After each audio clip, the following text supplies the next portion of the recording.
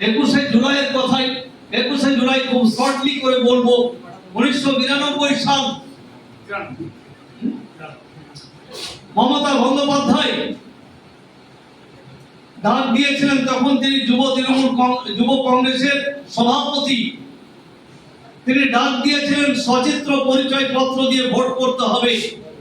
বামফ্রন্টকে হটাতে গেলে, দুর্নীতিটাকে রুখতে গেলে, রিগিংটাকে রুখতে গেলে এটা করতে হবে, নইলে আমরা কোনোদিনই এখানে আসতে পারবো না। মানুষ ভোট দিতে চায়, কিন্তু মানুষকে ভোট দিতে দিচ্ছে না। যার পরিচয় পত্র নেই সে কি করে ভোট দিবে, কার ভোট কিভাবে? এই দাবি নিয়ে সেখানে লক্ষ লক্ষ মানুষ গিয়েছিল। 5টা পয়েন্ট করা হয়েছিল। সেই 5টা পয়েন্টের মধ্যে 5 জন জেল শ্রেণী ছিল, তার আন্ডারে যারা কাজ করছিল। একটা হচ্ছে সুব্রত বক্সী, আজকে তিনি এমপি এবং রাজ্য তৃণমূল কংগ্রেসের সভাপতি। সেদিন ছিল মদন মিত্র, প্রাক্তন মন্ত্রী এবং এমএলএ, তিনি একটা কর্নারে ছিলেন, তিনি ওই জেল সেক্রেটারি।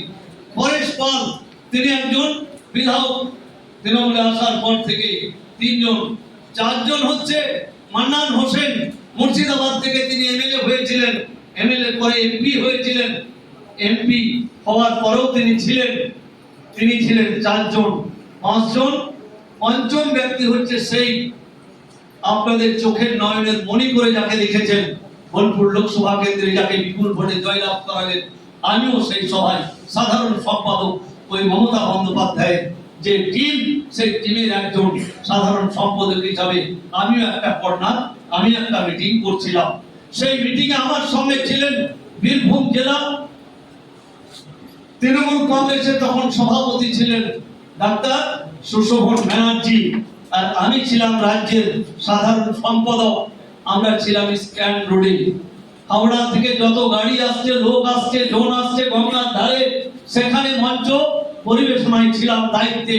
আর দিদি নেতাদের সঙ্গে একটা মঞ্চে ছিলেন ধর্মতলায়। আর আমরা 5টা কর্নারে, 4টা কর্নারে 4 জন। মিনিট 10-15 এর মধ্যেই মিটিং চলছে। তারপরেই আমাদের কাছে খবর এলো যে মিটিং ভেঙে দেওয়ার জন্য পুলিশ গুলি চালিয়েছে এবং 13 জন মানুষ আমাদের মারা গিয়েছে। তখন মাইক নিয়ে আমরা কাঁপছি যে কিভাবে এত লোককে এটা শোনাবো। মানুষ তো খবর পাওয়ার সঙ্গে সঙ্গে ছুটতে আরম্ভ করবে। মানুষের মধ্যে এমন তৈরি হবে ভয়ঙ্কর পরিস্থিতি যে এই খবর শোনার পরে অনেকে হয়তো তাদের ক্ষয়ক্ষতি হতে পারে। যা হোক, পাপা গলায় বললাম মিটিং শেষ। আমাদের নেত্রীর নির্দেশেই আমাদের যারা যুবক এসেছিলেন, লক্ষ লক্ষ মানুষ, পুলিশ গুলি চালিয়েছে এবং শুনেছি 13 জন যুবক খুন হয়েছেন।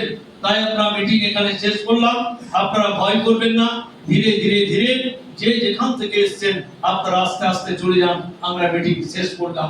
এই কথা বলার পরে তখন মানুষের তো যতই বলি ধীরে ধীরে যান, মানুষ গুলি চালিয়েছে, গুলি চলছে, আমাদের উপরে যদি চলে, এই পরিবেশ নিয়ে সেদিন আমরা চলে এলাম। সেই শহীদ দিবস পালন করেন মমতা বন্দ্যোপাধ্যায়, যেহেতু তিনি দায়িত্বে ছিলেন, তার ডাকেই এই রাজ্যের লক্ষ লক্ষ মানুষ সেদিন রাইটার্স বিল্ডিং, ধর্মতলা, গোটা কলকাতাকে ঘেরাও করে নিয়েছিলেন। আমরা তাই সেই শহীদদের উদ্দেশ্যে যাব, তাদের সম্মান জানাতে, শ্রদ্ধা জানাতে। আমরা সব ব্যবস্থা জেলা করেছে, প্রত্যেকটা জেলা থেকে আসছে। আপনারা যেখানে যে সুবিধা পাবেন, ট্রেন থেকে, বাস থেকে, এটা সেটা আপনারা পৌঁছাবেন।